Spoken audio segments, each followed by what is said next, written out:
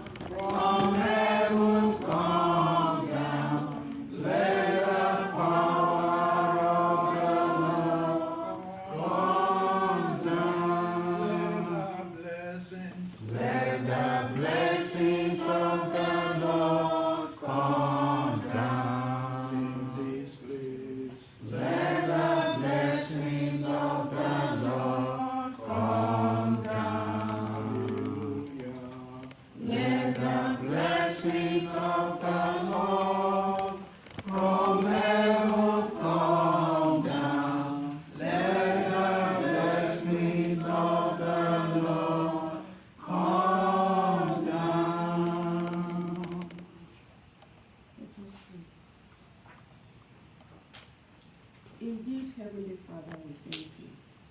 We appreciate you, Almighty Father, because through the chances and changes of this world, you have always been with us. We cannot thank you enough. We are thanking you, O Lord, for the women of this church, Anglican Church of the Messiah. And we are thanking you for this, your spirit be in them to think of some of these things that will benefit us. It is not because they know better, but because your spirit is within them. So we ask, O Lord, that this spirit will continue to move in each and every one of us. Father, we thank you even for your daughter that you are going to use to talk to us this morning. Give her the wisdom, the words, the understanding. Let her represent you, Lord. She's not going to speak of her own, but of your own. That whatever she says, oh Lord, we bring glory to you, we bring blessing to others. We continue to make others to believe in your sovereignty. We ask, Almighty Father, that whatever we do wrong, you will right it for us and perfect everything in our lives. We pray, Lord, that you give us the spirit to focus on you and the relationship with one another, especially when it comes to doing your work, having pious communication, holy thoughts, and adoring and esteeming one another. Give us the spirit to tolerate. Give us the spirit to accept and esteem one another when it comes to working for you and even being on our own. Please, Lord, continue to be our guardian, our guide, and when we call you, please, Father, hear us. Let not our slippery footsteps slide. Please hold us, lest we fall. We pray, Lord Almighty Father, you hear us at all times and illuminate the darkness around us. Please, Lord, we are in the world, but do not allow us to be of the world. Change us to you, O Lord. Give us new spirit, new directive to stay focused on you. And we are praying especially for our church, that you will stabilize this church. You will make it your better. And all those who come here will receive blessing, will receive pardon, and will receive the glory of yourself that will flow around all of them. So, Father, today we ask you, please hold our hands at all times and lead us to your everlasting and glorious light. In Jesus' mighty name we pray. Amen. Praise the Lord. Hallelujah.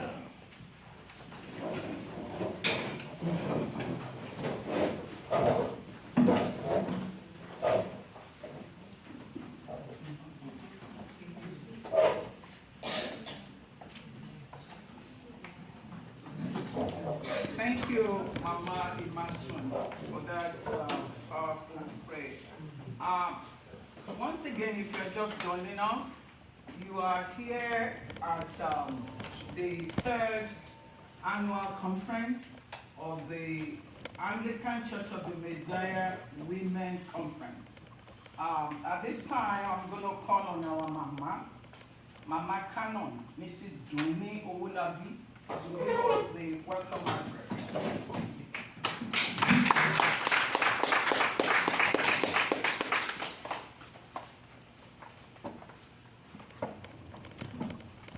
Thank you, Moderator Mrs. Ruki Williams. Good morning. Good morning. We are so happy to have everyone here Have a today. good afternoon. Thank you. Good afternoon. Good afternoon. We are actually running late. It should have started around 11:30, but the devil is a liar. We got it eventually. Yeah, we are so happy this afternoon to have in our midst. You know, this is a small church, and we are going somewhere. Yes. You will not believe who we have this morning in our midst. Dr. Mrs. Oluyemisi Famuyiwa.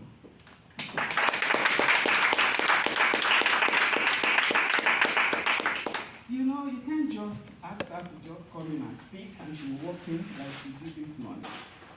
This is a very highly esteemed woman in the world of academia. If you know her or if you don't know what I'm talking about, just Google that name. Google Oluyemisi Famuyiwa, and then you see what I'm talking about. So, thank you for honoring us this morning. And we are going to hear a lot about understanding IVF and other parts to parenthood. I'm also looking forward to hearing more about this topic. So you are most welcome.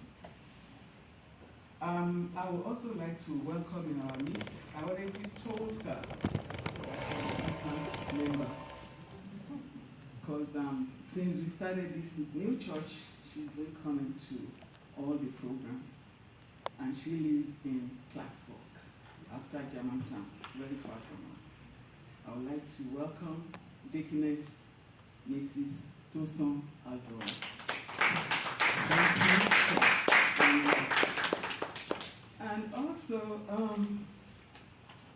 our men of Messiah, they are always here with us. We just have to appreciate them. I'm sure because of different activities, most of them are not able to join us this morning, but for the men of Messiah that we have in our midst, we say Thank you so much. We really appreciate you. Whenever we call on you, you're always there. And Mr. Onosoya, doing the recording, you are appreciated for everything you've been doing to support us. Thank you.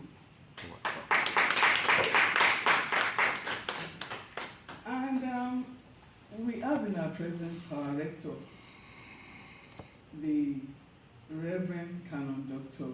Oluyemisi. And we thank you for your support. And without him, we probably wouldn't have this program. Seems like we are moving along, but he knows everything that's going on because I take permission from him. And I share everything with him because without him, we won't be here. So we appreciate you. God bless you. Thank you for the initiative and for the encouragement. Women of Messiah, praise the Lord. Hallelujah. We are here again. This is the third 2025 Anglican Church of the Messiah Women's Conference. And we have one more left, which is the Christmas conference. Just want to say thank you for all the contributions and for everything we've been doing together. We welcome you to this special women conference. And without much ado, I say thank you. And I'm going to say thank you to you too. God bless you. Thank you.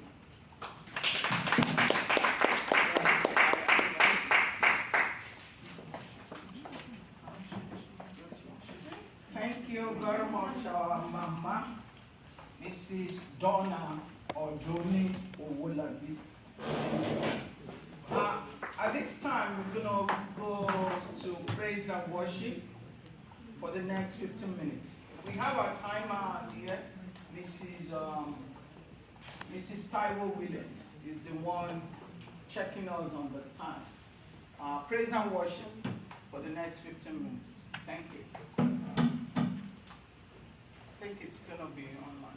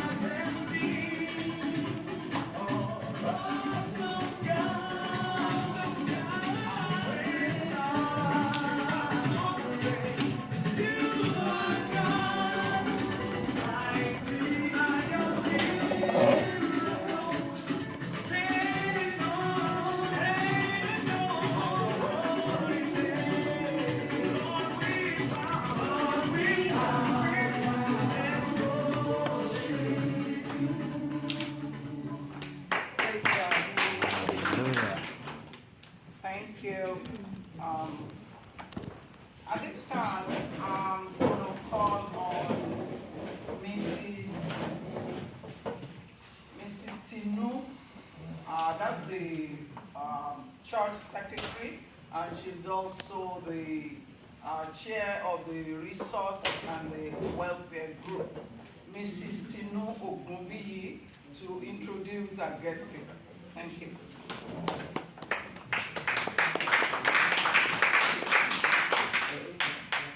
Thank you very much. Good afternoon again, and I am highly honored actually to be the one introducing our special, very important guest speaker today. Her introduction is not something I could have memorized, so you will bear with me. I will have to read it because we have someone that's very powerful in our midst today, and we thank God for her life. Dr. Oluyemisi, as Americans call her, Yemi Famuyiwa, is a board-certified reproductive endocrinologist and infertility specialist, and the founder and medical director of Montgomery Fertility Center in Rockville, Maryland. She is also an associate clinical professor of obstetrics and gynecology at the George Washington University School of Medicine. She was trained at the National Institutes of Health, and she has covered over 25 years of experience helping individuals and couples from diverse backgrounds navigate the path to parenthood. She has been consistently recognized as the Castle Cannoli Top Doctor in the Washington, D.C. metropolitan area, a testament to her expertise and compassionate care. Now, to be in that category is huge. She integrates advanced reproductive science with a culturally sensitive, patient-centered approach and has shared her expertise through medical publications, national media, and women's health platforms. She is the author of the upcoming book. I know you are all aware of it because we posted it on our platforms. The Quest for Fertility, a personalized journey through science, hope, and the sacred power of new beginnings. It is actually going to come out in March of 2026, but you can pre-order. The pre-sale for the campaign, it kind of ended about, I think 2 weeks ago, but we did post it on the platform for everybody to quickly order. I ordered mine. It offers early supporters exclusive perks such as signed copies, special webinars, and invitations to both virtual and in-person launch events.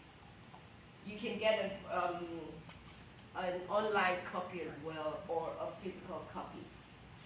Dr. Famuyiwa is also the founder of the Fertile Walk, an annual community wellness and awareness event.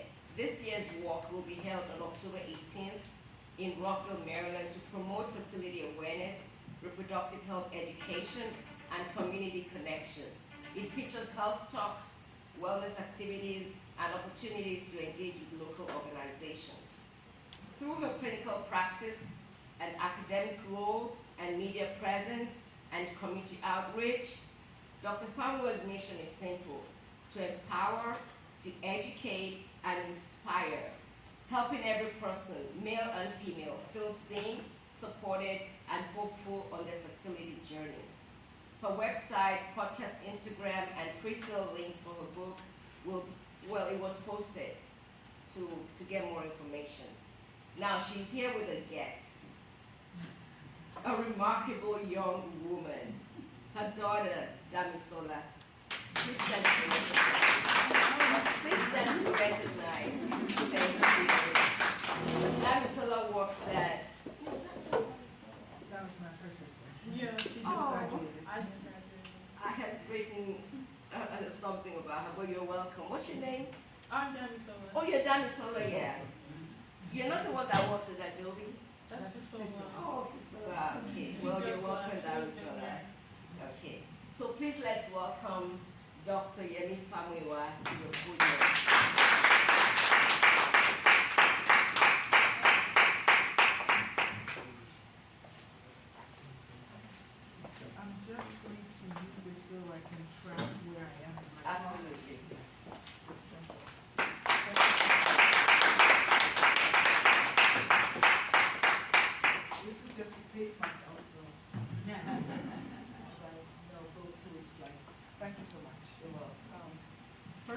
The honor is totally mine.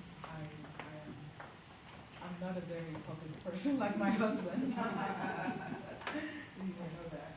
So I'm deeply honored to be before you. When I first got the call, I was like, what? Is there somebody else? And I said, okay, there's a lot to talk about, so I'll try my best. And at any point in time, please, Pastor, just say, not for today, we can continue next time. That's okay with me. Because I really didn't know where to cut things off. This is a topic that I've spent my whole life really studying. So it's something I'm very, very passionate about. And for me, fertility is a little bit just more than science. I've delivered, I lost count of how many babies I've delivered in my training. I don't deliver babies anymore. One of the things that always strikes me is, to me, see, I'm used to seeing an egg cell and sperm cell. And before I started seeing those, I was delivering babies. And in the delivery room, there's something that comes on when you birth a child. It's just such a miraculous event. Sorry. So it's a miraculous event when you birth a child. And for me, I work the way backwards. I love delivering babies. It's a lot of fun. But it's really, I can't express the true feeling for me. Maybe you understand my profession a little better. You are going to come across one cell that's going to mix with another cell, and then you are going to have a whole human being. Doesn't that freak you out? I mean, that to me is not science. That is just miraculous, right? I can't still get over it. And every time I think about it, I get goosebumps to this day. And whenever I have a new patient who's newly pregnant, what even freaks my mind even more is when you see this tiny thing on ultrasound twitching, and then you hear a heartbeat before the mother even feels anything, right? I mean, have you thought about it? What goes into a cell that wakes it up, and then you have a life? Okay, that's not science, I'm sorry. So my job today is to try and present some of what we know, because there's a lot that we do not know. I don't care, don't let them fool you. There's a lot we don't know. And with that understanding, I want to also touch a little bit on the little bit that we may be able to do to enhance our chances. Now, why do we care? Why do we care about fertility? Right? Most of you probably not having children right now. But you're probably going to have grandchildren someday, God willing, great-grandchildren. You will live to see your posterity. Isn't that what we all pray for? Like Abraham, you'll be like stars. But we need to do something so we can protect the legacy that God gave us, correct? Because at the rate we are going, worldwide, up until 2017, we were declining the rate of 1% per year. Now they've upped it at 2% now. And it's not just in the US. And I give you a sobering statistics. Men today are half as fertile as their grandfathers were. Right? And I've been in private practice. I did my fellowship at NIH from 93, I don't look back to scary. And then I stayed and did some more research. And then I went into private practice. But it seems to me that the cases I'm seeing now are worse than when I first started over 20-something years ago. Now, I don't know, maybe it's just a skewed effect because people are referred to it. But it looks to me like I'm seeing worse and I'm seeing more. That's just my opinion. All right, so now I have my first slide. Then, I decided that I'm going to talk. Oh, it's not coming up. Will my computer log on now? Is my computer actually up? If they give us a different table.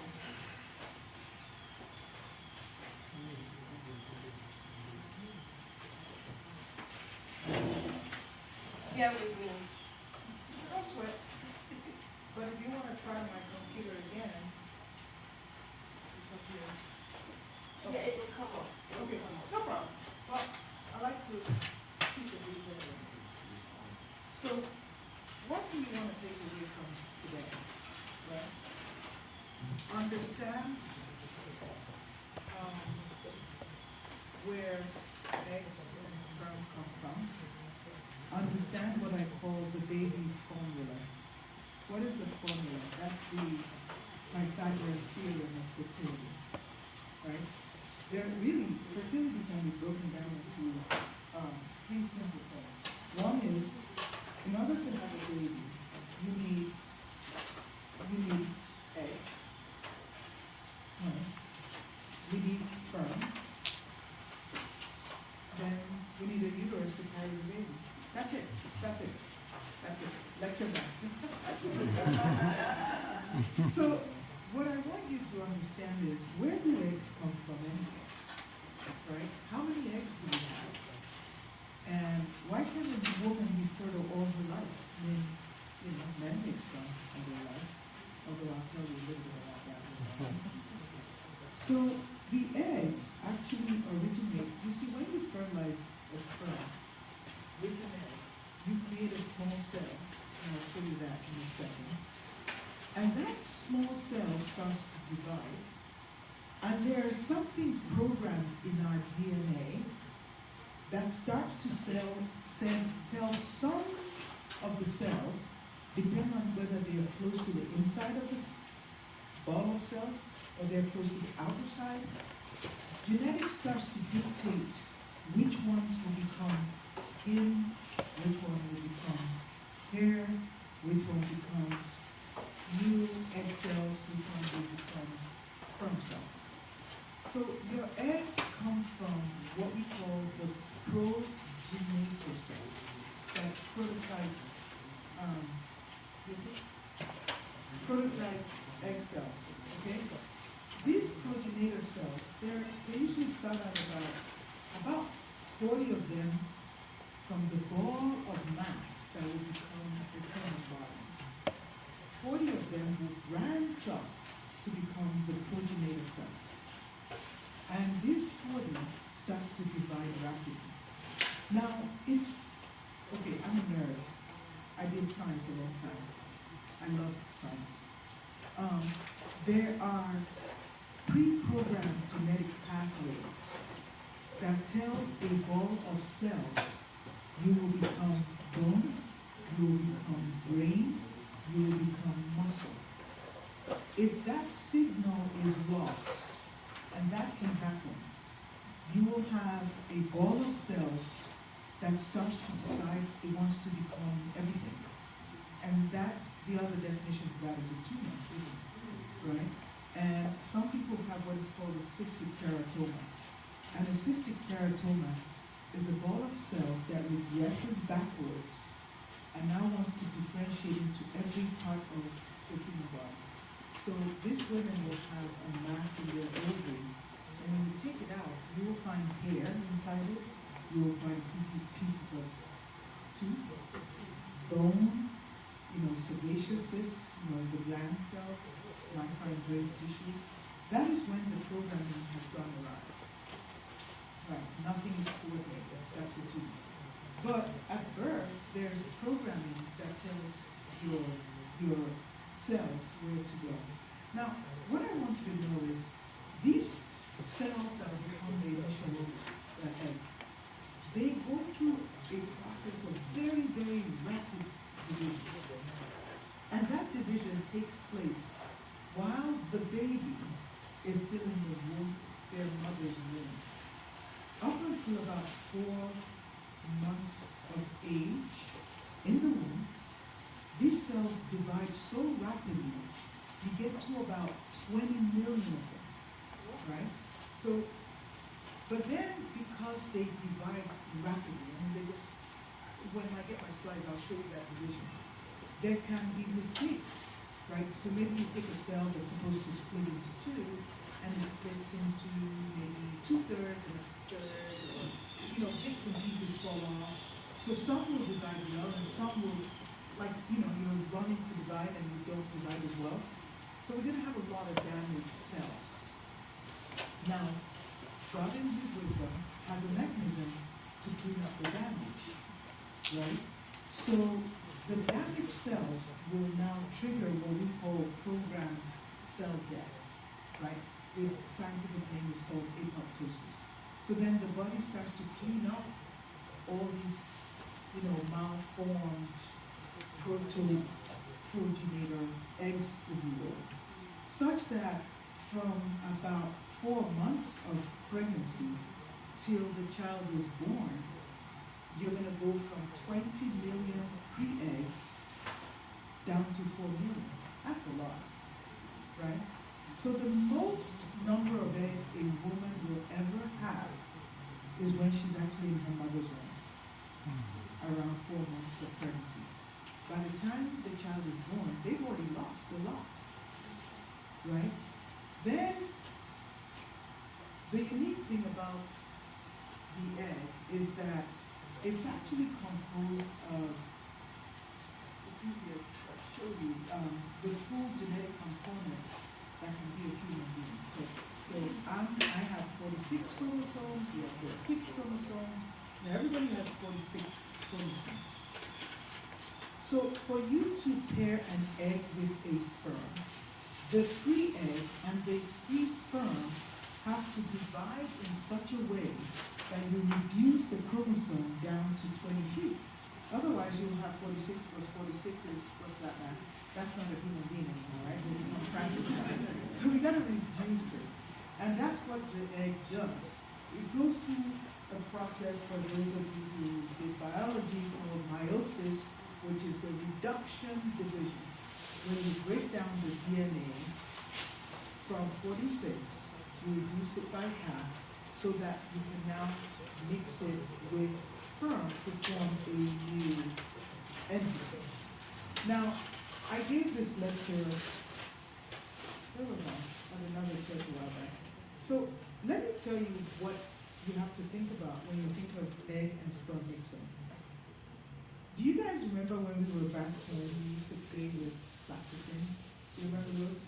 Yes, They call them Play-Doh here, but they're not as good as plasticine. And you would have a roll, let's imagine we have a roll of red plasticine, right? And then we have a roll of blue plasticine. And then your teacher says, I want you to mix this up and get me a new red plus blue plasticine, right? So you're going to increase your mass. Imagine that roll is your egg that's been reduced.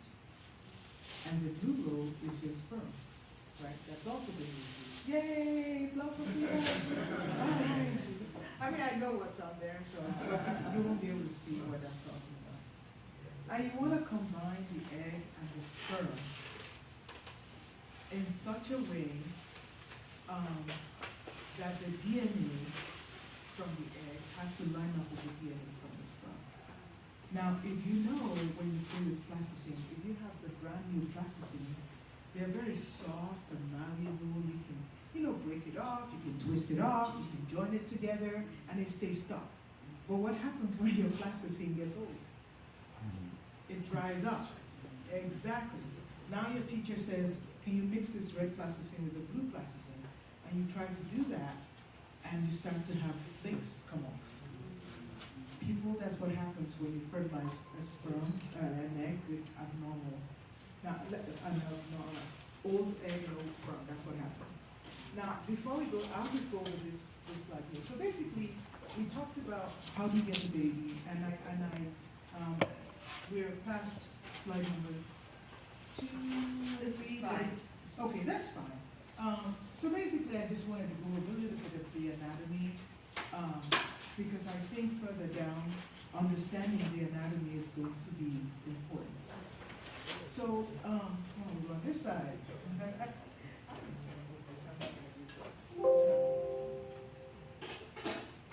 So, this is what the typical female organ should look like. You should have an ovary. But, you know, on this slide it shows the ovary hanging off to the side, but in reality your ovaries are actually located, they kind of just flop behind the uterus, such that if I were to put an ultrasound probe in the vaginal cavity, the ovary is right there. Right, so the only thing separating it is the mucosa. And then you have your fallopian tubes, they have this hairy structure at the end, and the hairs called the fibrae, their job is to pick up eggs that come out of the ovary. And inside the tube, you have like a carpet structure, almost like its own escalator. And they're beating towards the cavity. It's very important that beating, they look like, okay, they're called celi. If you remember your biology, you have some cells, and then they have this like hair on top of them. But imagine the hair they beat. So they're beating and moving things. Anything that lands on it, it's like a conveyor belt. And in addition to that conveyor belt, the tube is also muscular, right? So it can propel whatever's in down this way. Now, typically after intercourse, the sperm goes through the cervical mucus and actually swims extremely rapidly, and it has to make its way into the tube. And if it doesn't make its way there, well, too bad. It's out of luck. And once it fertilizes the egg, then there's no movement on their part. The new embryo is moved by the tube to the uterus. And I'll show you later on. The problem is if the tube doesn't move that embryo, the embryo is going to get stuck in that tube. But it's dividing because it's doing what it's supposed to do, which is divide. And when it gets to a certain age, it's going to say, well, start borrowing in, right, around day 5 or 7. But if it's not in the uterus yet, and it decides to start doing that in the tube, we got a problem. That's called an ectopic pregnancy, and I've had some. And if it starts to grow in the tube doesn't get big like the uterus. Only the uterus can grow up to 400 times its size, and then shrink after delivery. Isn't that remarkable? Yes. No other organ can do that. The fallopian tube cannot stretch. So if you try to stretch it, what's going to happen? It's going to burst. And when you are pregnant, you get blood flow to the pregnancy. A good, probably, I don't know the exact, I can't remember the exact percentage, but a good portion of your cardiac output, maybe a fourth of it, is going to the pregnancy.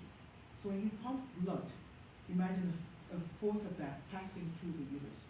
If it decides to pass through a blown tube, it's going to pass on out into the belly, and you get a full belly of blood, and it doesn't take long to exsanguinate into your belly, right? So I remember when we were at residents at Georgetown, we used to go to DC General Hospital. I don't know if you guys know DC General Hospital, it closed.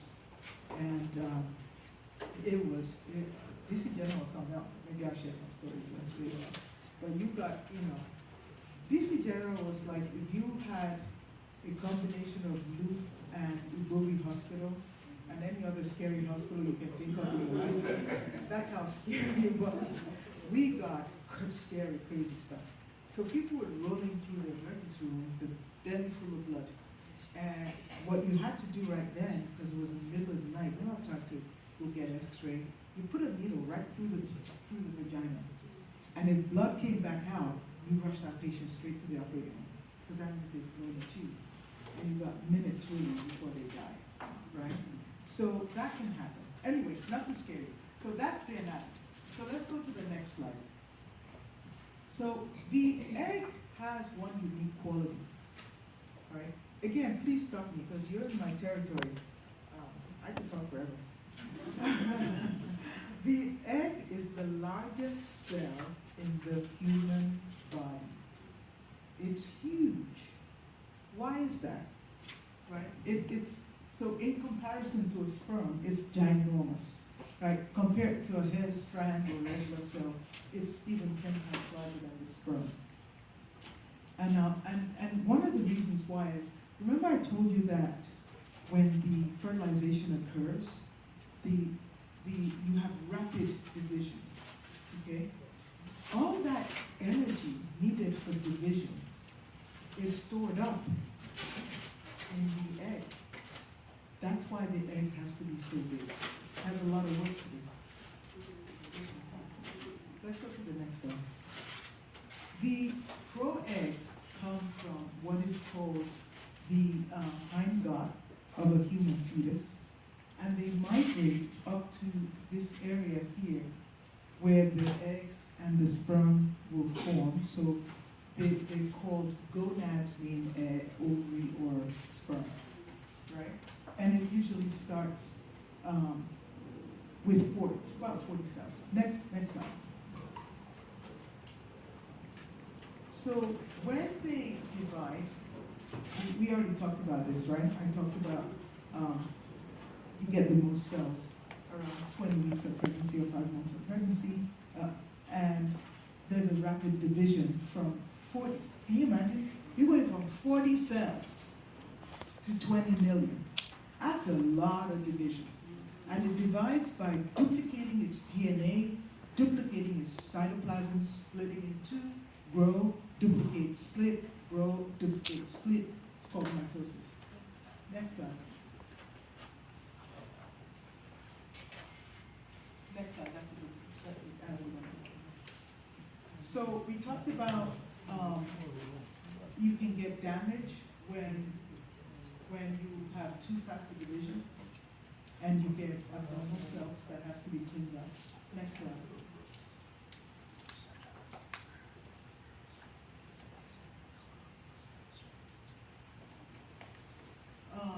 And I talked about programmed cell death, and then from down, it just keeps dying from there, the rest of the eggs. So at birth, you have somewhere around 2 to 3 million, and then they're frozen in a state of division. They don't continue to divide till menarche. Menarche meaning when you start having a menstrual cycle, they resume the division stage. But before then, you lose several million more. So by puberty, you're down to about 200, 300,000, tops 400. So you see, it's a lot of loss. And that loss continues for the rest of a woman's life. So by the time you go to menopause, you're not at 0, but you're like 1,000 or less. And unfortunately, there's a critical number of eggs which you need in order to menstruate. So once you're down to that level, at whatever age, some people actually go into menopause super early.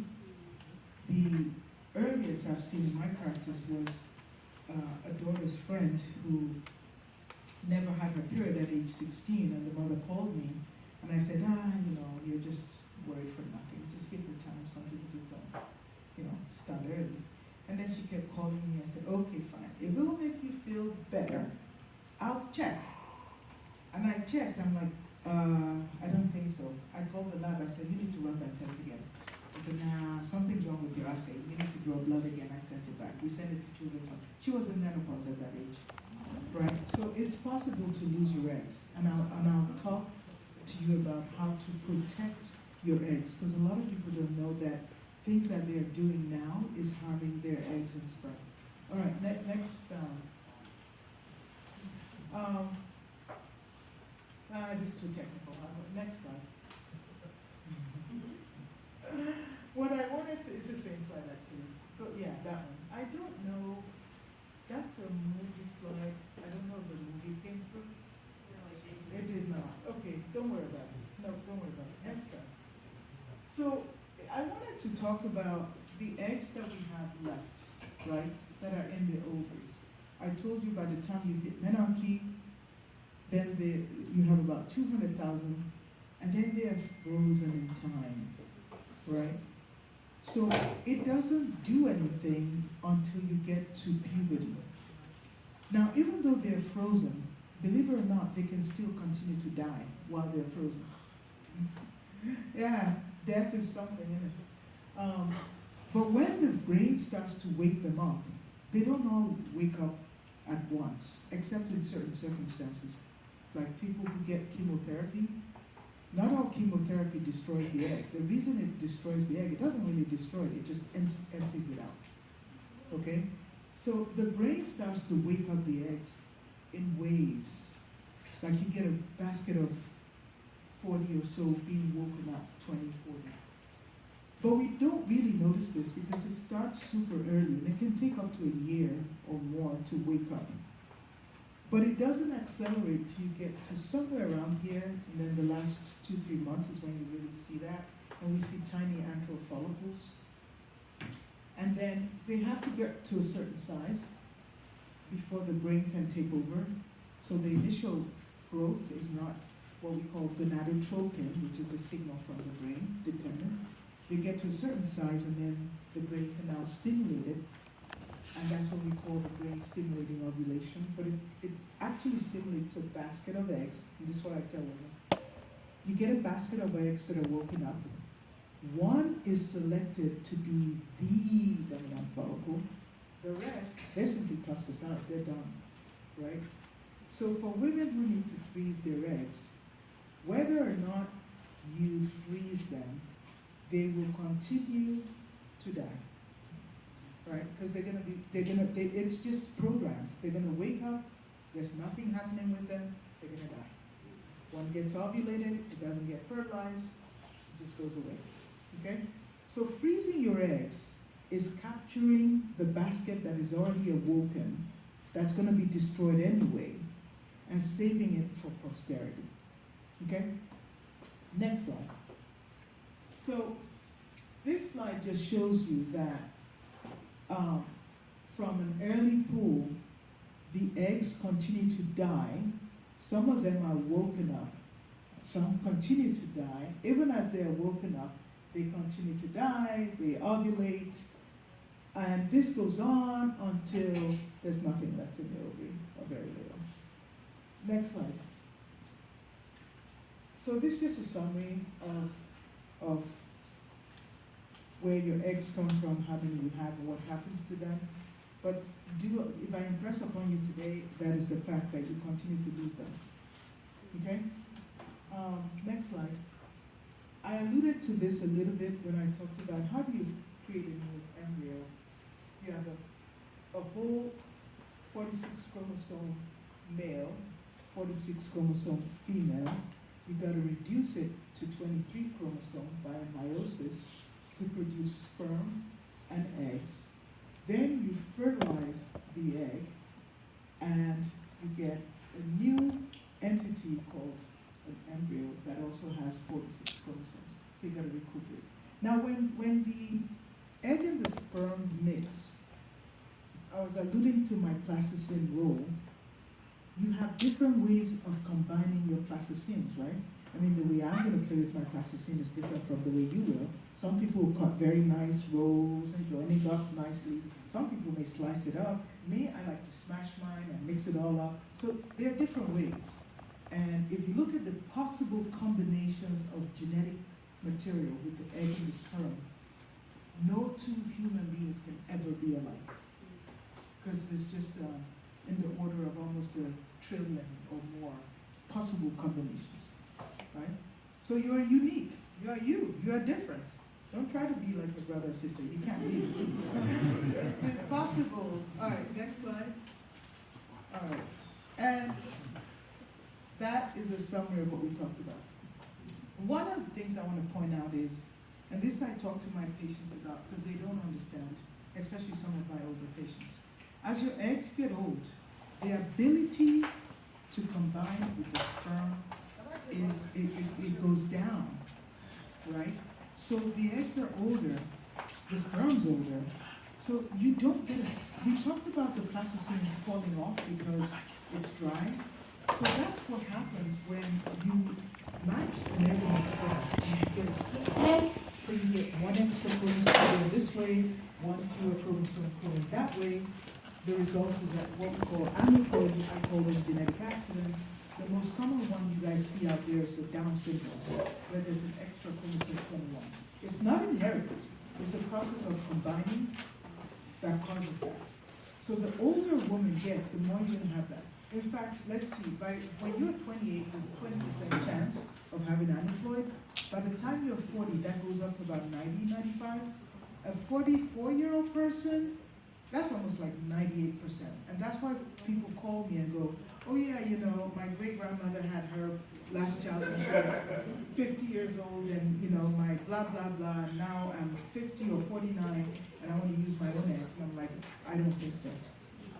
You may have them, it does not mean they are competent, right? Because I can't tell you how many women will come to me and say, well, we just got married, and I just had one yesterday who's 52 and says, I want to use my own eggs. I'm like, it's not going to happen.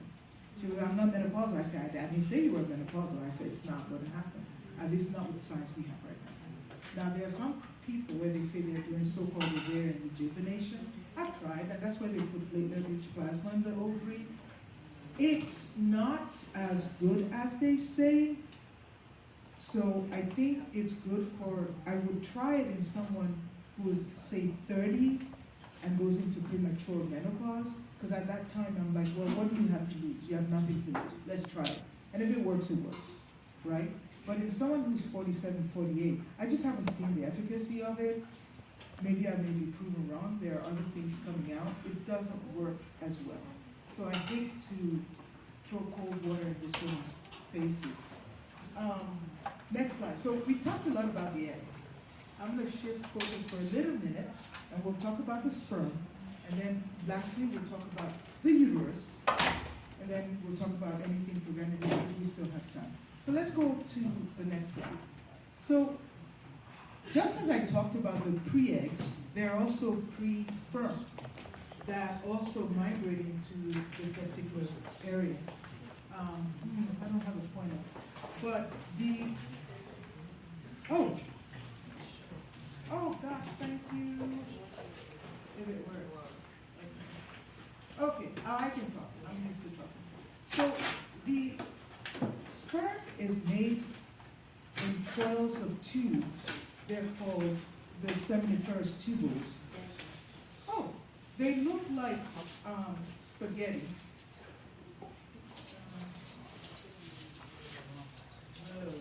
I would just talk. So they look like coiled spaghetti tubes with holes in them. And the base of that tube is called the basement membrane. So the pre-sperm cells, they start off at this basement membrane. And then as they divide and mature into the real sperm, they get moved to the middle of the spaghetti hole, where they now collect and then pool into certain ducts, and then they get stored in what is called the epididymis. Okay? Next slide.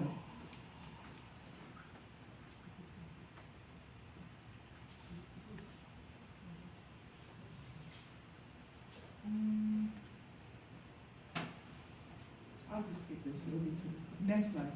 So this is a cut section of what the tubules look like. This is the basement membrane, also called the sperm-blood barrier. The early sperm cells are over here, and they divide and go towards the middle. You see those dark holes going towards the middle? That's the mature sperm. And then they collect in the middle, and they are moved to a duct. Next slide. I'm going to probably just go over this very briefly. So the big fat cell up there, that's the pre-sperm, and as it matures, the surrounding area around it is removed by this nursemaid cell that's in orange. I call that the nursemaid. That's a Sertoli cell. It just kind of, it's like an incubator for the sperm and holds it till it totally matures and helps guide it till it's ejaculated. The sperm is produced in the tubules that are collected and then stored in what is called the epididymis. From there, they are released through the vas deferens out. So they're stored here, and because they're stored, the entire lifespan of a sperm is about 3 months or so, they are susceptible to damage, right? Because they're kept around for a while. And one of the things that damages sperm is heat. Next slide. I'm gonna skip this. Next slide. So this just shows you some abnormal sperm cells. You may not see this, but you know, kind of really awful looking sperm cell on a slide. And the next slide should have a video. Is it? It's not showing. No. Oh, okay. All right. Don't worry about it. This just shows the movement of sperm and the shape. We want our sperm to have a. Oh, click the movie. Oh, yeah. Yeah, and then they can see the movement of the sperm. There you go. So it should be able to move, and this is AI generated move. You should be able to see it moving in a straight line. You should see an oval-shaped head with the tail. Anything other than that is abnormal. So sometimes you see some sperm, the head is so large, or the tail is bent, or they have two heads or two tails, and they can't do the job. If they don't have the normal shape, they cannot fertilize an egg. Next slide. So to compare and contrast what normal is, you should have a certain number of cells, that's called the sperm count, versus few. The shape should look like a bullet, if you will, with the tail, versus, I told you, some with two heads, two tails, bent neck, and they should be able to move. Like sometimes you see some sperm on a dish and they're just twitching, you know. Or if they're moving, they're turning more. They're not going anywhere fast. And we'll talk about what can damage sperm. Next slide. So we analyze when I see a patient, I'm going to test the woman and the men at the same time. So for the men, I want normal semen analysis. And I'm looking at the count. I'm looking at are they moving? And what percentage are moving? Can they move in a straight line, or are they just spinning around in a circle? Do they look normal? You don't need all of them to be normal, really. Well, you need about 4% to be normal. When you get under that is when you have problems, right? And then we check the pH. I think I have another slide with the anatomy of what's going on with the testes. This is important. It should be alkaline because the vaginal cavity is acidic. So an alkaline sperm neutralizes the acid in the vaginal cavity. Right? So the sperm, so that it doesn't kill off the sperm. And at least 58% of them should be alive. You shouldn't see a lot of white blood cells. If you do, that means there's an infection, right? And you need to treat that. Let's go to the next slide. I'm just going to go real fast through some abnormal sperm. You can have a mild decrease in the sperm count, but they're still moving, right? And they still look nice. Those kind of patients, when you see them, you can tell them, well, let's try to fix something in your lifestyle. Maybe recommend some healthy food. I always tell my gentlemen when they come to see me, no cell phone in your pant pocket. It releases radiation, microradiation. No laptop on your laps. There's heat coming off, right? Unless you don't need the testicles anymore. No hot tubs. Don't soak. No jacuzzis. No saunas. When you have your children, you can do whatever you want. But heat is the enemy of sperm. And there are some men who have very abnormal sperm that they actually recommend they can put a cooling pack around their testicles, and they're able to improve some parameters. So heat is the enemy of sperm, right? That's why the body, the testes is outside the body. And if you have men who have undescended testes, you know, they have to be operated on because the heat of the body kills off the sperm. Okay? Next slide. So then you go to the next slide. We talked about stage 2. Yes. So now you start to see some serious abnormality happening. You have a decreased value in the number of sperm, and then the genetic material in the sperm can actually fragment, right? We call it DNA fragmentation. So when you have fragmented DNA, that sperm, when it fertilizes an egg, it yields a higher number of the genetic accidents I told you guys about the other day. So you can have increased fragmentation of DNA. This ones you may start to need some help. You may start to have to go in and actually find the best sperm out of the whole lot, right? Now there's a kit that we use where you just have the sperm in this material, and the healthy sperm can filter out, and it traps the abnormal sperm, and then we use the healthiest sperm to fertilize the eggs. So let's go to the next slide. Next one. I want to go to stage 3. This one is where we start to have severe problems. You have your count less than 5 million, your motility is so low they can barely move, the shape is so bad. I mean, my embryologist will tell me in the entire field she saw no normal sperm. These are slightly damaged. Some of it could be genetic, right? Some people have a Y chromosome deletion in their genes, so we test that. Some people have what's called Klinefelter syndrome, that's genetic. And some people, you know, now we're in the liberated age, they smoke a lot of marijuana. They vape, and they think it's harmless. And I talk a little bit about that in my book. And that, all those things just damage the sperm. You know, I can't tell you, even yes, I stopped saying anything, I got tired. I had some people come in my office, and the marijuana smell was wafting off them. And I had to ask them, out of respect for the rest of us in the office, do you not smoke if you're gonna come to my office? I mean, there was one guy that came in, we had to take him to the far back of the office, the whole office stank. And then, you know, you do a semen analysis and there's barely any sperm that's alive, and you go, well, I wonder why, right? And now in the stage of liberation, I've seen some women too with awful eggs, and I'm like, what are you doing? Oh, I don't, smoke or drink. What else are you doing? Do you take gummies maybe? Well, yeah, I do gummies. There you have it. Okay. Next slide. So severe, you're gonna need help. You're gonna need help. We're gonna have to try and find the best sperm and actually help the sperm get in, because that sperm is not gonna get in the egg by itself, and that's called ICSI. Next slide. Some people, and I'll talk about the anatomy a little bit. Some people may have a blockage in their vas deferens. So when I get someone with no sperm, there are a couple of things I do, and I'll tell you that next slide coming up.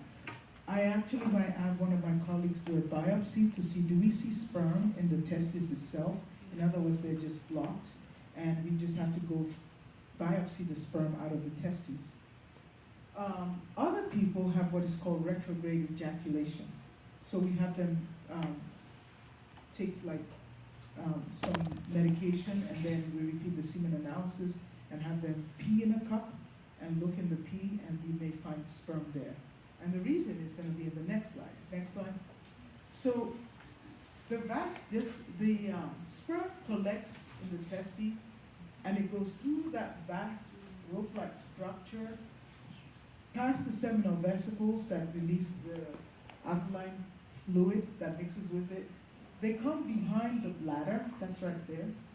The bladder, your pee comes out through your urethra, and your sperm is deposited here. So some people, instead of the sperm coming out this way, it goes back into the bladder. And it's called retrograde ejaculation. So you can find that out if you have them pee and stuff afterwards. And you can still use the sperm, you just have to clean it up. All right, next slide. So, I think I showed you that picture before of the sperm and the egg. Why is the shape important? You don't see it on here, but the outer layer of the egg, this is called the zona pellucida. On high powered electron microscope, there are channels through it.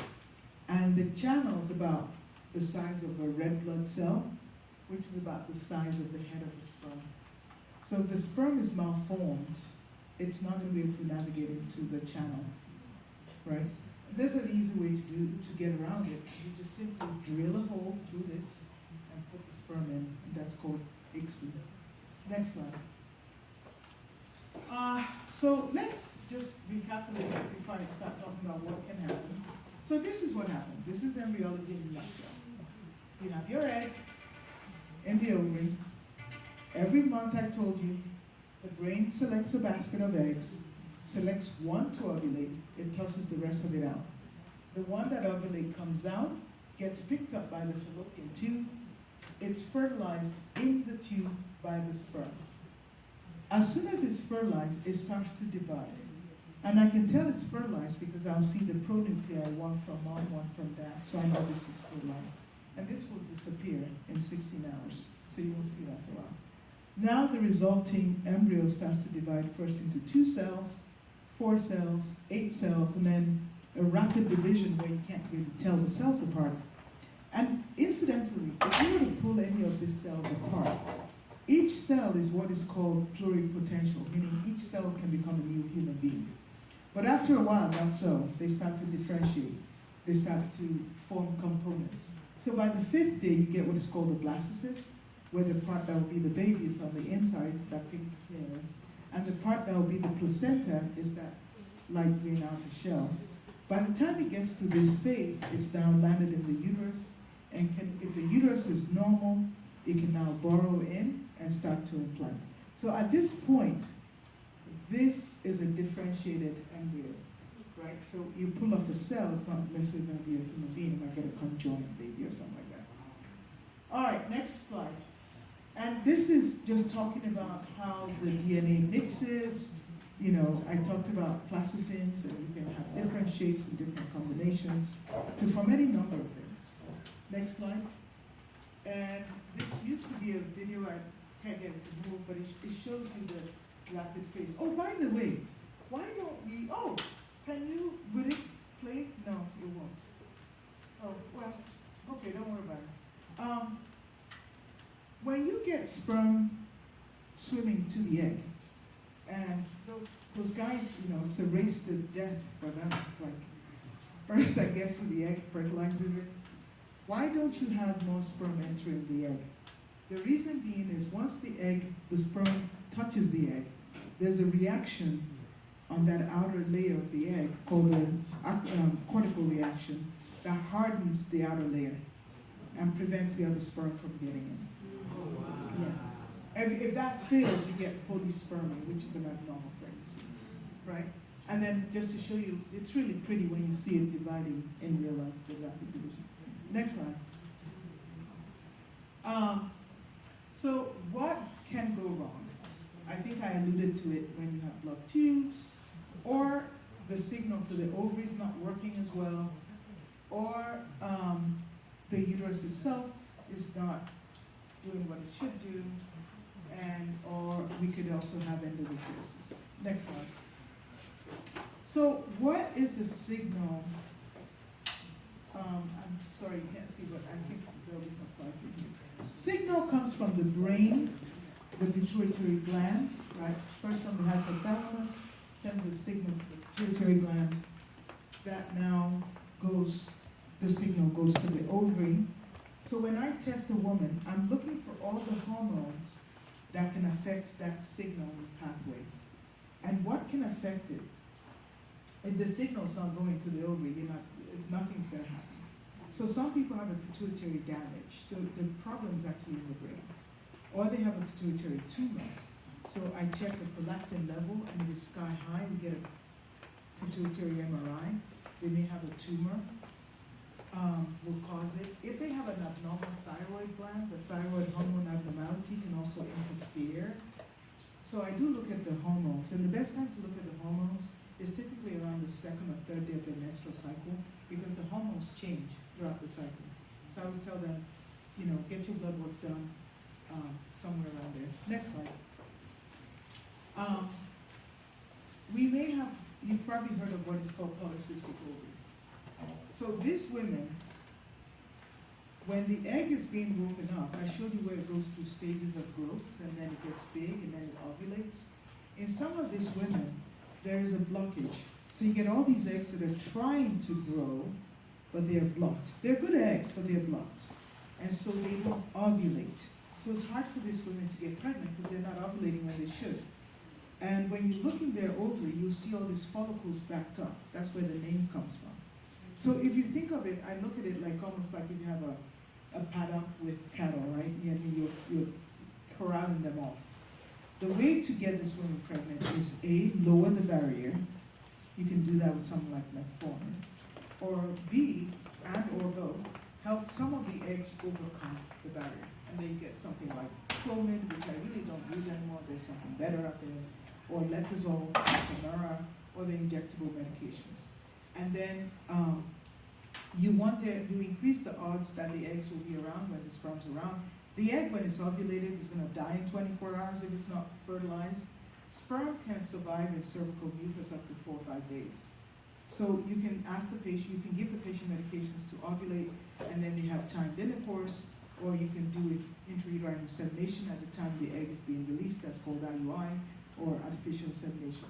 Next slide.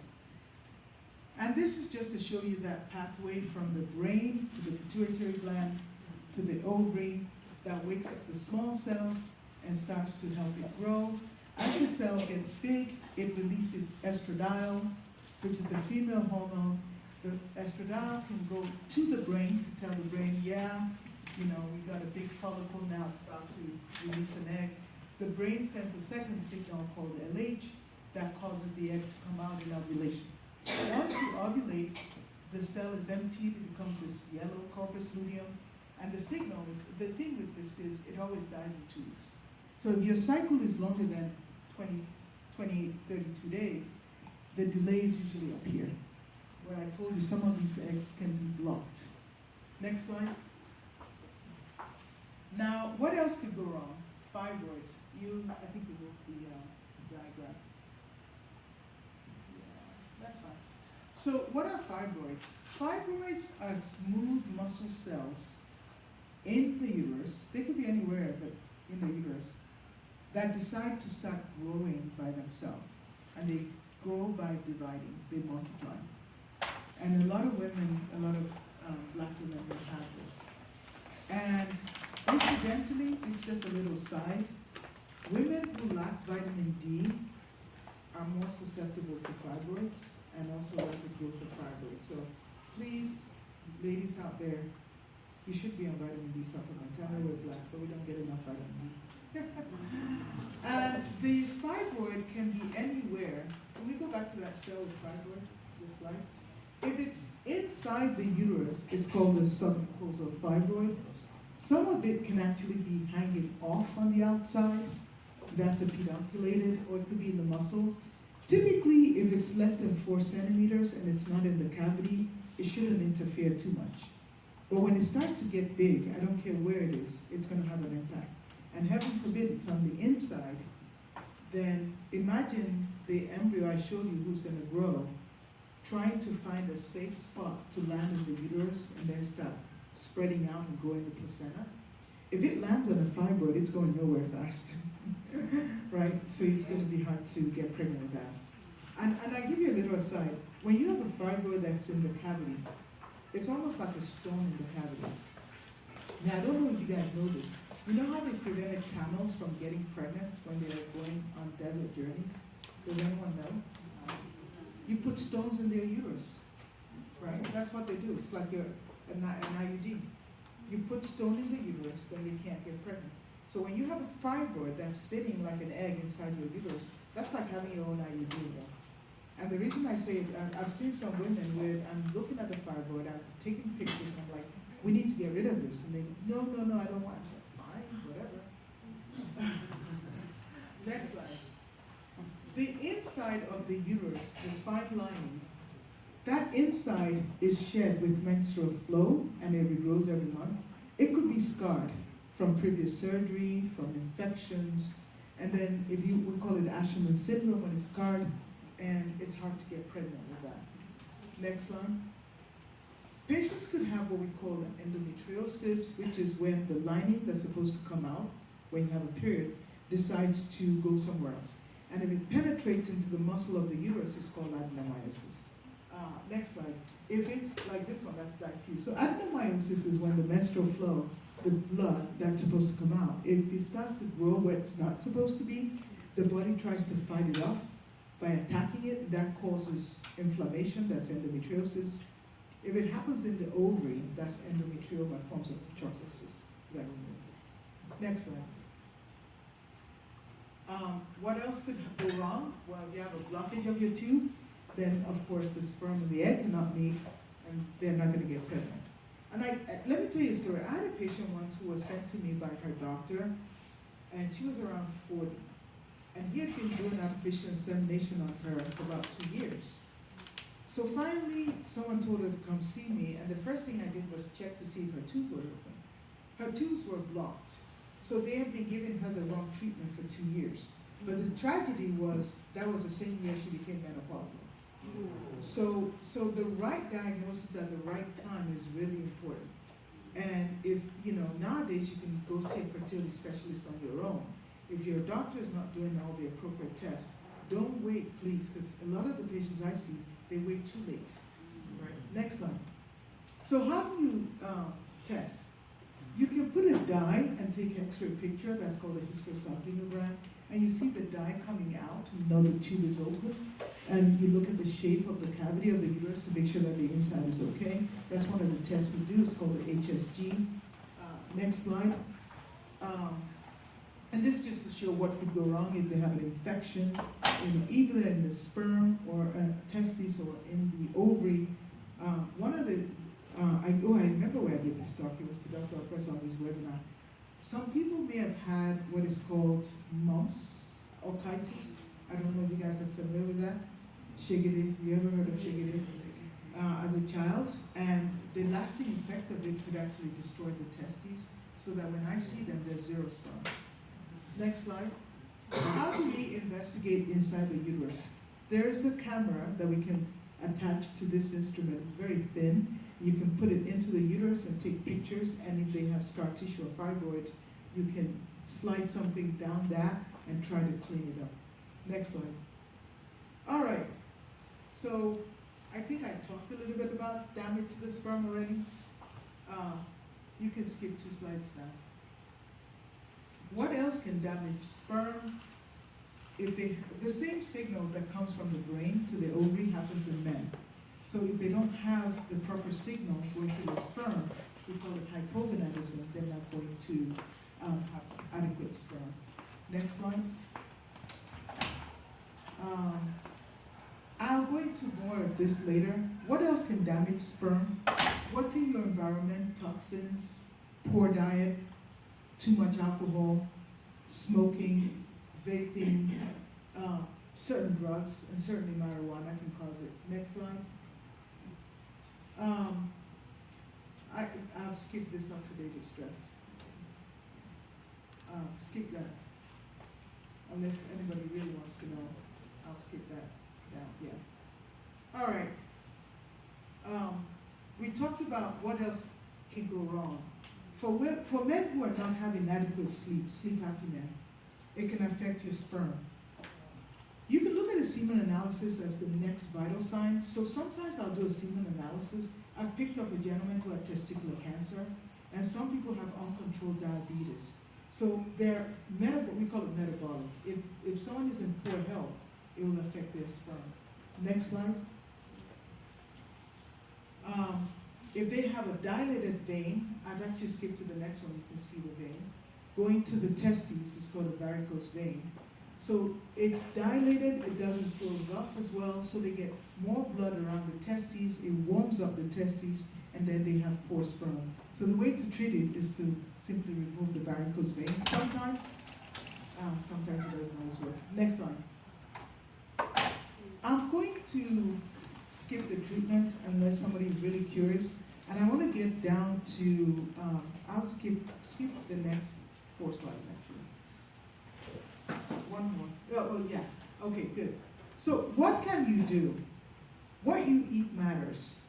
So if you eat different colored vegetables, different colored fruits, the active ingredient in all of that is actually what we call antioxidants.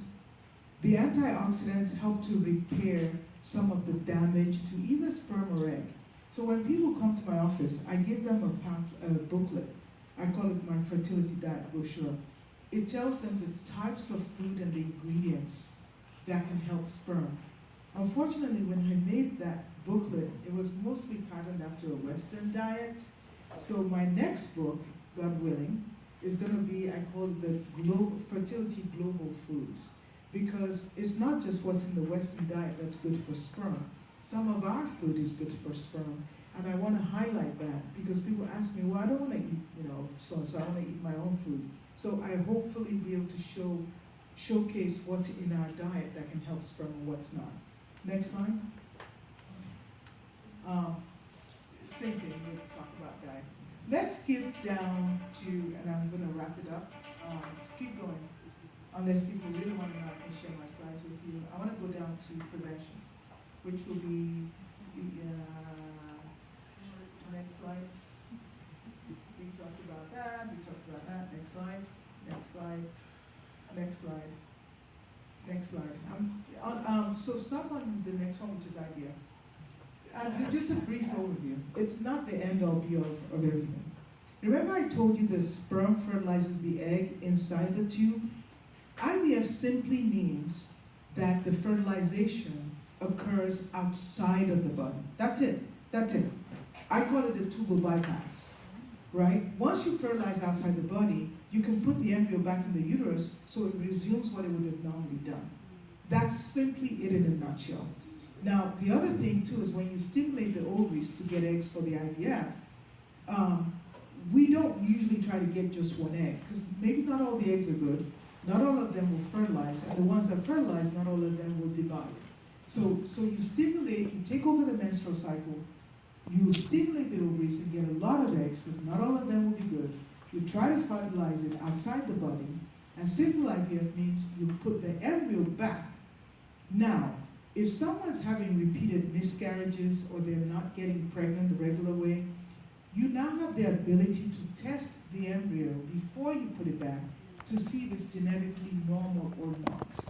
Because if it has, for instance, a chromosome, trisomy 7, meaning an extra 7 chromosome, that will never yield a normal pregnancy, period, right? And it may land in the uterus, but what happens is you will have a miscarriage, right? And that happens, right? So one of the ways I do is just test it and see if it's normal before I put it in.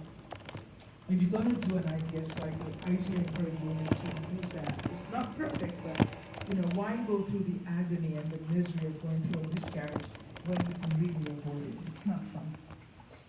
Next slide. Next one. And I just talked about what are the things that can affect your fertility, such as too much alcohol. Caffeine is not good. Being overweight is not good. Stress is not good. So smoking, vaping, over-exercise is not good, right? Yeah. Like some Olympic athletes that exercise, 16 hours a day, it's not good. You may interrupt ovulation. So an unbalanced diet, caffeine, chocolate, tea, soda, coffee. Too much caffeine is not good for the eggs. So that's the first thing I tell my women to cut down. Another thing that I tell both the men and women too that people don't know is when you store your food, try to store it in glass containers or steel. And if you're going to warm it back up, put it in a steel container or glass. Because if you warm it in plastic, the plastic can leach in and you get microplastics, which has been found in the human placenta, it's been found in human testes, it's been found everywhere. So that's the next thing you want to avoid. Oh, and one more thing, you want to avoid, if you wear deodorants, try to use deodorant that don't have aluminum in it. Aluminum is toxic to your gonads. So the first thing I did when I started reading all this is go look at what I put on my body, and I tossed away all my aluminum products. So aluminum-free deodorants. Dryer lint, if you use dryer lint, don't, because it has a lot of phthalates in it that shake off into your clothes. When I found out about it, I stopped using it. You know that sheet of paper you put in your drive to prevent static? Yeah, yeah, it has phthalates in it. So you probably don't want to use that. So what you want to do is don't over dry your clothes to where it's sparkly, take it out sooner. So I don't use it anymore. And then when you go, you cannot avoid phthalates. You can just reduce your exposure. So like when you go to the grocery or gas station and you get paper receipts, they're coated with phthalates. So what you want to do is wash your hand when you get home. Another chemical that's really bad, you have heard in the news, they call them forever chemicals, the PFAS chemicals. You will get some laundry detergent that have them. That's why the state of New York, several years ago, they banned regular Tide. They will allow the free and clear Tide. So I buy anything that's free and clear. It doesn't matter which brand. It just means it doesn't have the PFAS chemicals in them. They don't degrade. So I use the Costco brand for the free and clear one. It works just fine. Yeah, anything that says free and clear, it doesn't have they call the PFAS they're per or polyfluoroalkyl compounds. They even twist your tongue, you got to say it. They're not safe because they don't break down. They last for years, right? They will outlast human beings, let me tell you.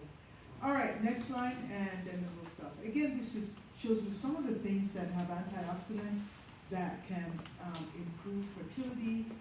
Some of this you recognize in your diet. What else can you do? Next slide. For fertility. One of the favorite books I like is from Dr. Gupta. If you've never read his book, it's called Stay Sharp. It's a good book. He talks about how to prevent dementia and Alzheimer's. And as I was reading this book, I'm like, well, hang on. This is the same thing I tell my fertility patients. So when you start, look, I'm not trying to have more kids, but everything I'm telling you, I do for myself. And I've been teaching my children, they know about it too. Because it's all about longevity nowadays. What's good for your brain is good for the gonads. The same thing that's good for the eggs and sperm is actually going to make you live longer, it's going to make you sharper, and now they're finding it also affects cardiac health. So, next slide. So, simple things like move your body, go for a walk, yeah? I even have a further walk coming up if you guys want to jump in. Go for a walk. 10, 15 minutes a day. Your brain produces something called brain-derived neural growth factors. You can actually grow brain cells just by moving. In addition, there's something called exocytes that's produced. Helps with memory. It's like your own body's stem cells. So and then when you go for a walk, you feel rejuvenated. Or you eat a meal, go for a walk, your body digests your food better anyway. So walking is the most underrated medicine known to mankind. Go for a 10, 15-minute walk, you'll start to feel good. Next slide. These are some things I do for myself. When patients ask me, I tell them. And if you want, I can always share this with you. Next slide. Stretching, if you can. So daily stretching is very, very important.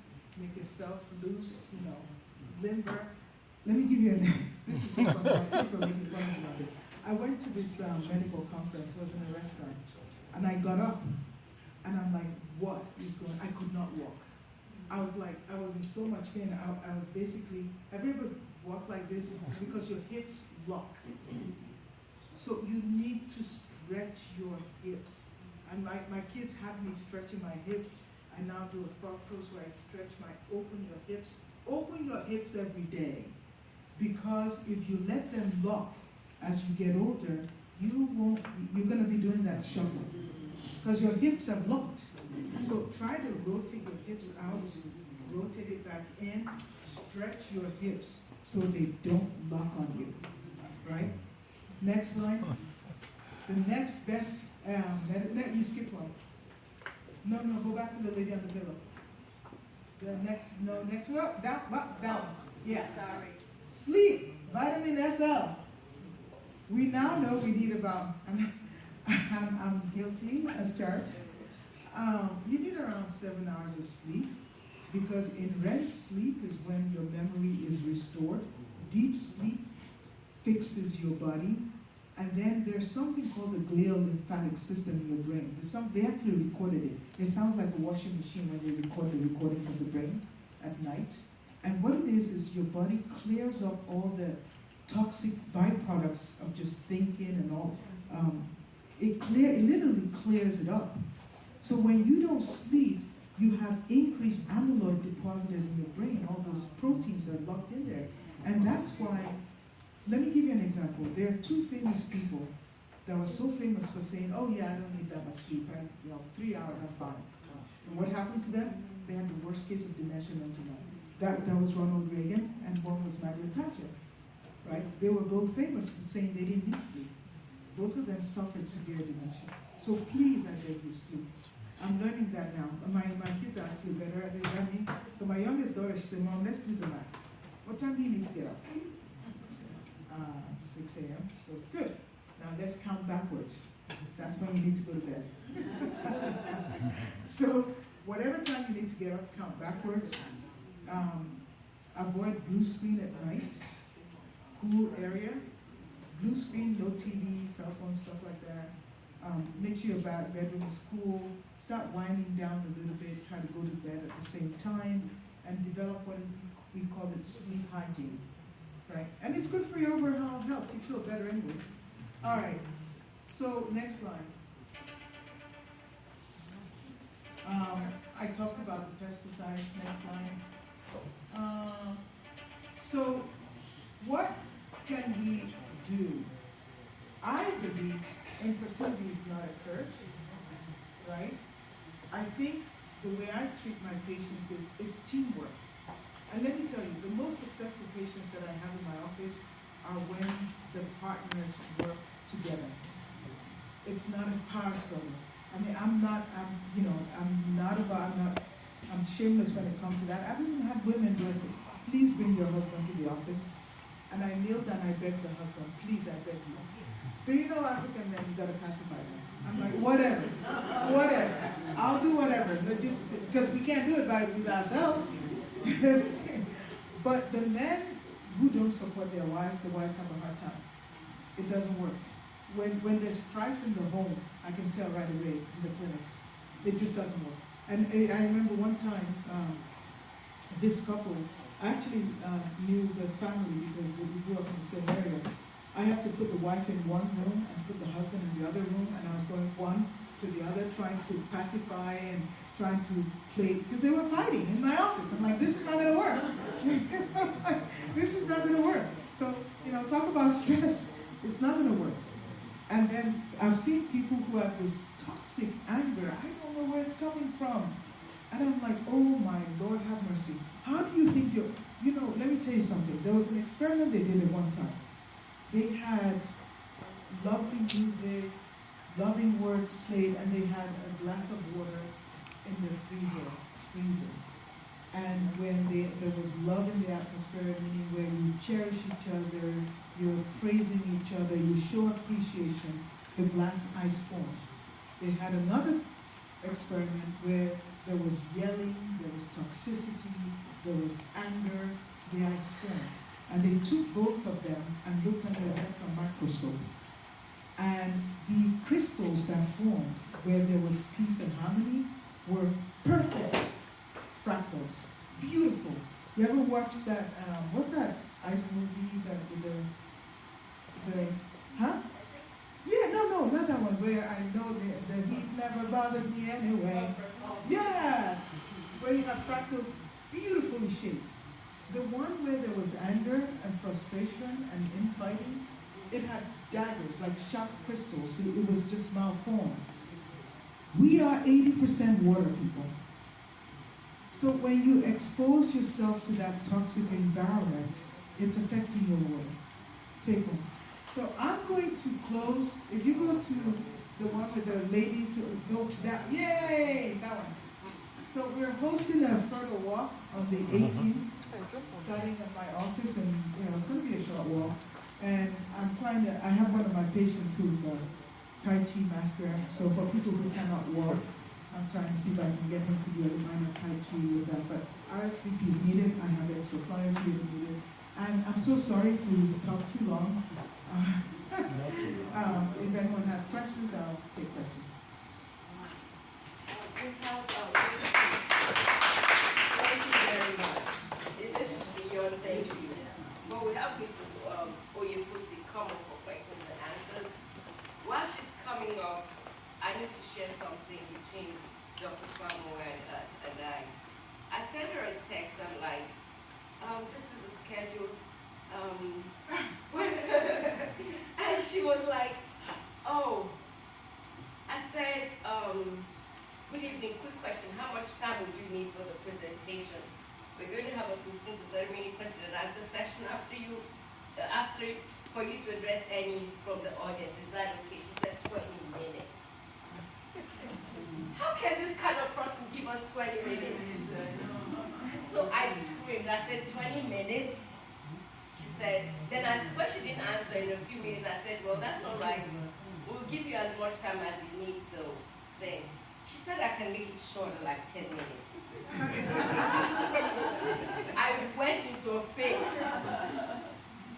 And then made the rest. I went into a fit. I had to call Mama Canon to start praying over the So I said, we have 2 hours for you, ma'am. She said, okay, got it. I'll do the presentation. I started dancing. I didn't know what was expected of me.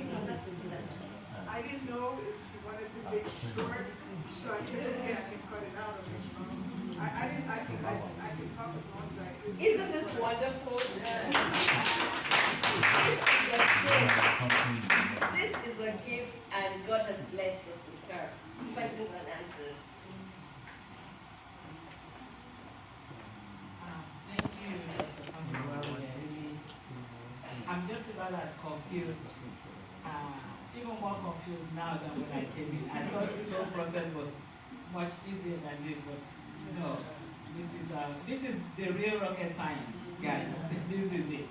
So I'm sure a whole lot of us have questions after what we just heard. Whether this has affected us or affected someone that we know that's looking to conceive.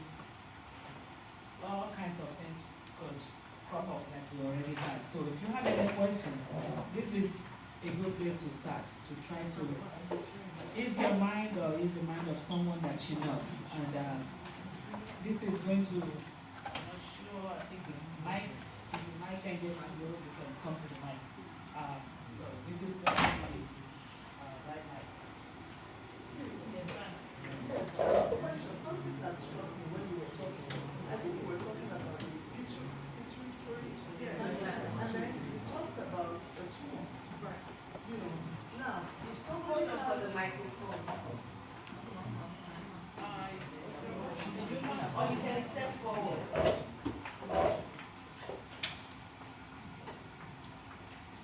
Yeah. So talking about infertility, if somebody has a tumor, maybe it doesn't brain tumor, maybe it doesn't manifest itself until later in age, and this person is at a childbearing age.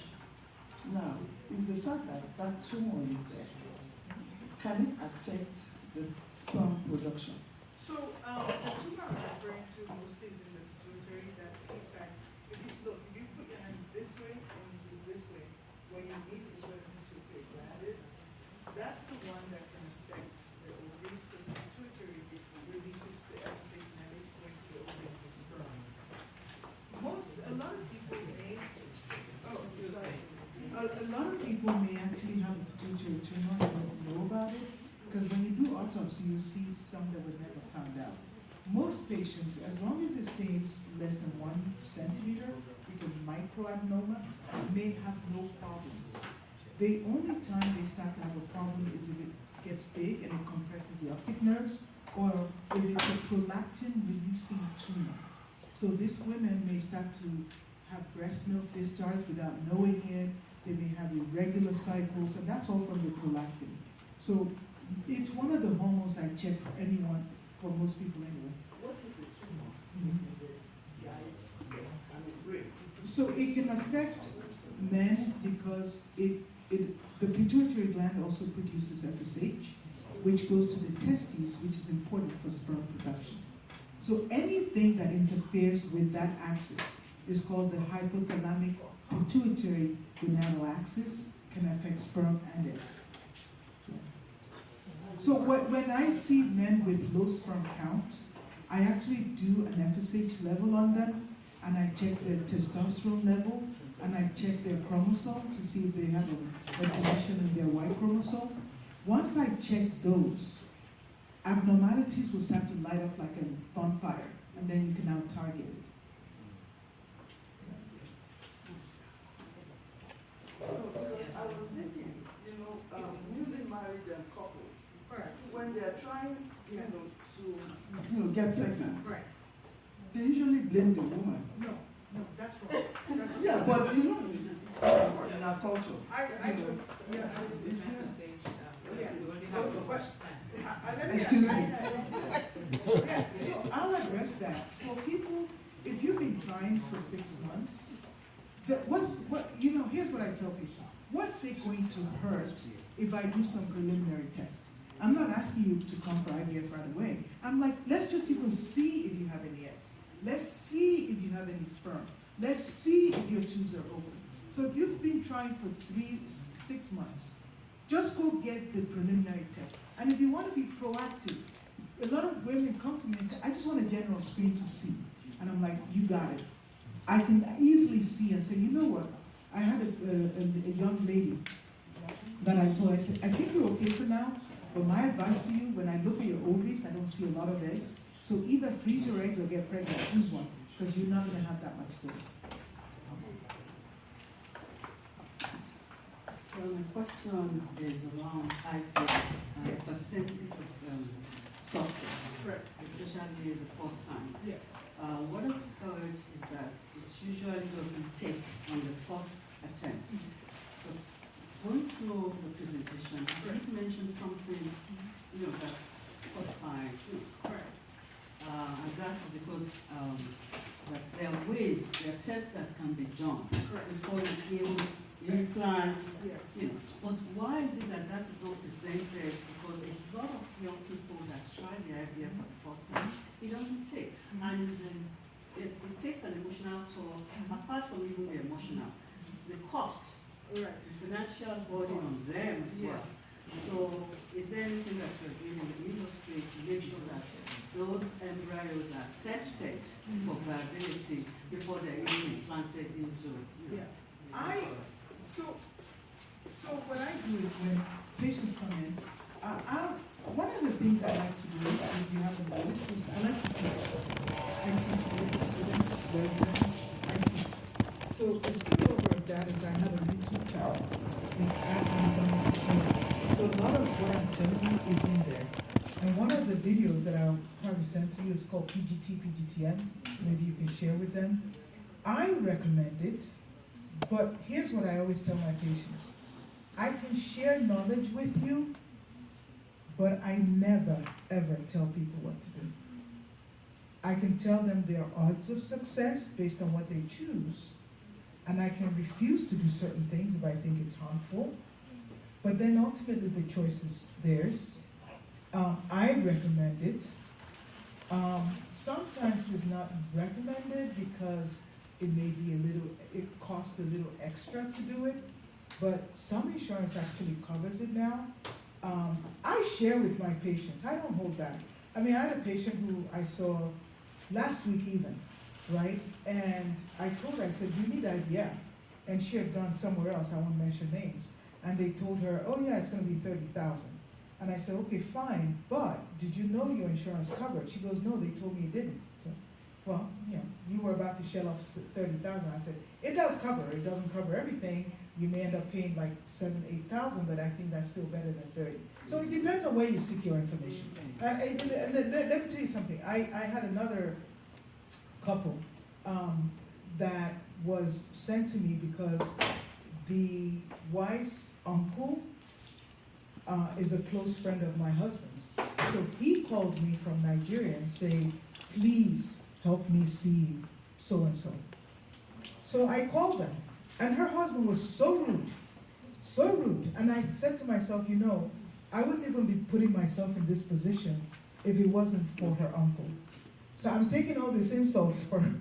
He was nasty, and I would sit there pacifying, talking. I would put up with nonsense like that from other patients. So some of them, you can't teach them anything. So I left him alone. And everything I told them, they went somewhere else. It's been almost 2 years. It hasn't worked because he wasn't ready to listen to anything I said.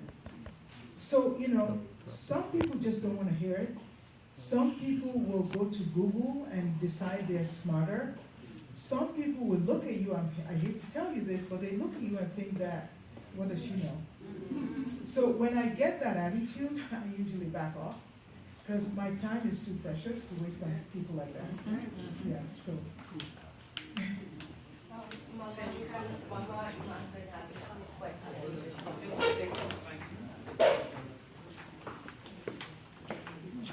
Thank you so much. Yeah, it will look better. I just don't know if the screen was okay. However, you mentioned something about pituitary gland. There are some people who say that pituitary is overactive. What do you think is responsible? That's one of my questions. Then the second one, you mentioned about ectopic pregnancy.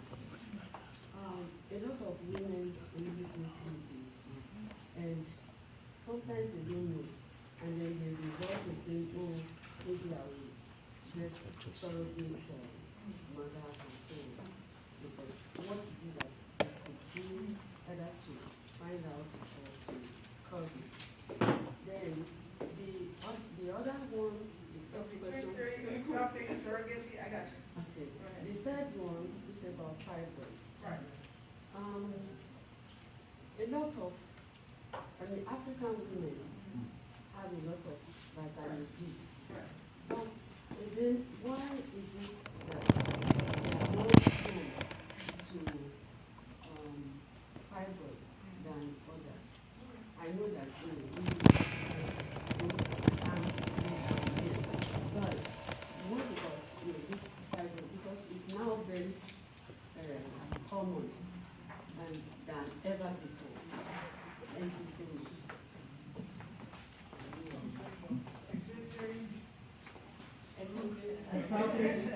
Surrogacy, fibroid, right? So pituitary activity is what I just talked about, which is the pituitary gland. If you have a pituitary adenoma, it's called. It's cells that's not, your pituitary gland is your master clock.